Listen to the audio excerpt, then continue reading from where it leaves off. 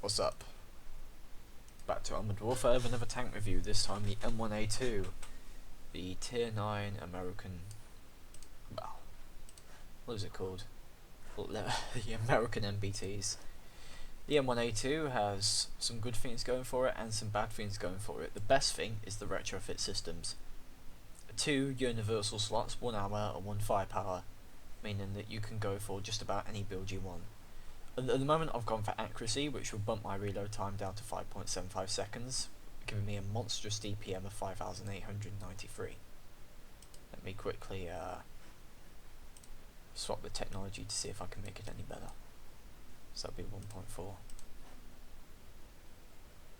Yep, 5.62. So we've got intercom systems there. And place the auto fire extinguisher with an energy drink, giving the tank possibly a maximum reload of 5.19 seconds in comparison to the Leopard 2, which is 6.73, the Challenger 2, which reloads roughly the same as the Leopard 2, and the T90MS, which is around the high 6s to the 7s, meaning the M1A2 has the fastest rate of fire and one of the highest DPMs. Did I just say Leopard 2 or did I say M1A2? I can't remember. It also probably has the fastest aim time too, being 2.06 seconds, meaning that you won't actually really have to take any aiming time slots, although I have taken aim speed improved anyway, meaning that this tank can lock onto your weak spots and it will hit them. It's also pretty accurate as well. The armour on the front is alright, there's nothing really special about it. 720mm on the whole, slope back, meaning that attempting to fire on the upper glacis is nothing short of an auto bounce. 923mm on the turret, no penetrating that, and high explosive it goes into the astronomical limits. Unfortunately that's only where the tank is really thick, having 350mm, and that is mainly covered by the ERA plates. Yes, these are ERA plates and not composite blocks.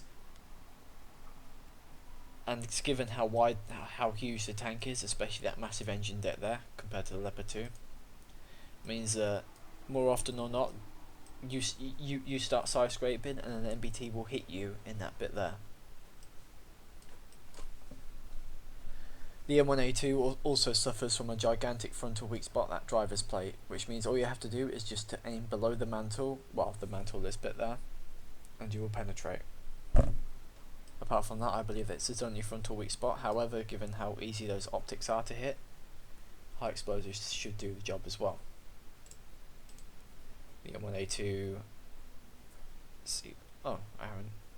You also have 2 upgrade packages, being SEP and then Tusk. Tusk giving ERA packages. It also comes with smoke grenades, but given the fact that smoke grenades are basically the price of a small third world country, I prefer not to. The tank does not carry high explosive, meaning that if you're against another tier 9 or even a tier 8 MBT, you will have to aim for those crew hatches to deal significantly reduced damage, and at long ranges probably a 50-50 chance of actually penetrating them or not. 3 crew members, driver, gunner, loader, meaning that intercom systems and retrofits that increase crew stacks is very good choice. As you can see, I brought down the reload. Well, I brought the DPM up by 600 points by using the intercom systems and the energy drink. So, that's the tank. Well, that's the armor and firepower. Acceleration of 6.7 seconds. The Leopard 2 of course being the fastest, but the M1A2 isn't much of a slouch. It will get there on time, and there's no real weaknesses about its mobility, its frontal firepower or its gun. So let's jump into a replay if I can find it. It's somewhere around here. 2A6. There we go. This was with Fiora the Tank Girl last night when she was trying to make a video on the M8, I tried to dissuade her, but her stubborn American nature meant that was no avail. I would also like to point out that clan stacking in this game, as you can see, we have 3 platoons of the OM clan, meaning this map was actually pretty unbalanced from the start. Coastal Threat, of course, not being exactly the greatest match in the world, but for the most part it did fine.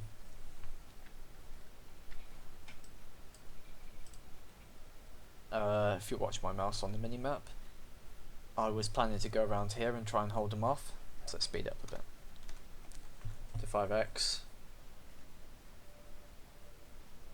So initially I was like, oh, I'm going to go into the town, and then I was like, hang on, that's a bad idea. Oh, something I forgot to mention was the Abrams hit points. It's a hell of a lot larger than the Leopard 2 and the T90 MS, meaning that this tank can and will take an absolute beating, and that'll be proved in a bit. We just go up there. The OM clan move in their first MBTs up there, so I initially tried to get up to stabilise that bit, because one more tier 9 MBT always helps, right? And I initially don't exactly have the greatest fun in the world. I do a good hit on that T90 MS. I get hit in that. I believe that was high explosive. As you can see, they just kept whacking me in the turret over and over and over again. Hold down, this is quite a difficult threat to get rid of, and you can see them aiming at my driver's weak spot but being angled. Actually no, not angled. The what sits there as well.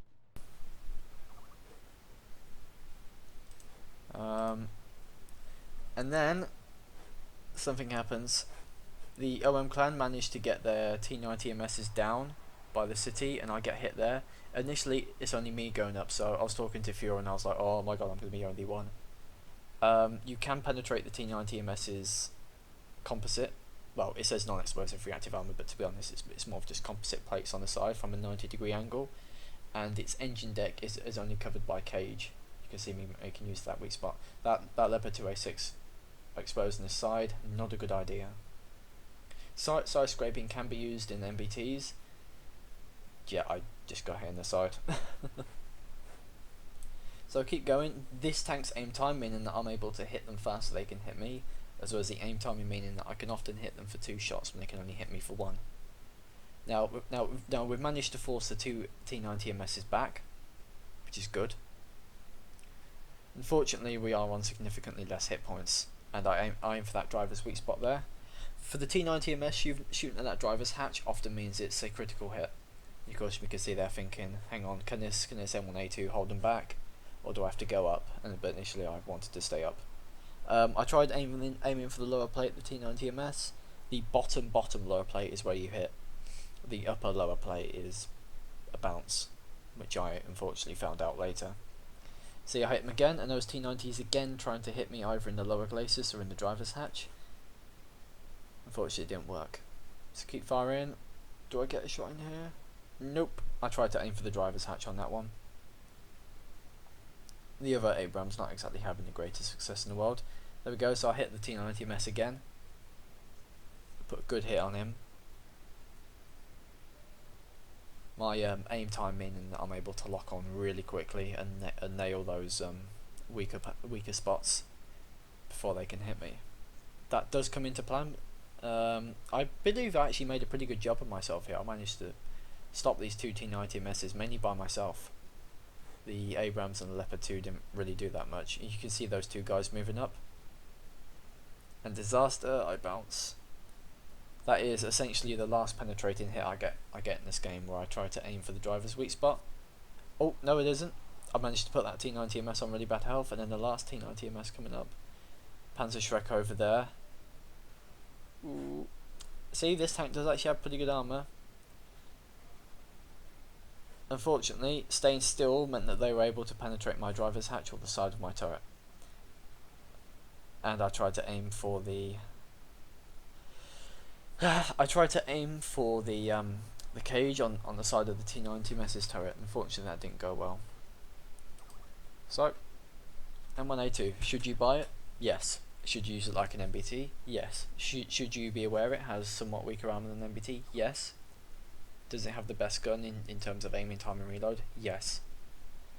if you want an MBT that's useful as a tank and has a good choice of and has a very good retrofit system, meaning you can go for alpha, reload time or accuracy. Yes. It has 3 crew members, well 4 with the commander. It has 4 retrofits, 2 universals, 1 firepower and 1 armor. You know, like as I said, you can pretty much tweak this tank to your own playstyle. Build is Advanced Thermal Sleeve Mark II, Intercon Systems Mark III, Hull Retrofit Mark III, and Augmented Breach Lock. Overall, a solid tank. Although the driver's hatch does make it somewhat susceptible from the front, but I haven't really had any issues with it, to be honest. And that's the review done. Booyah. I'll see you next.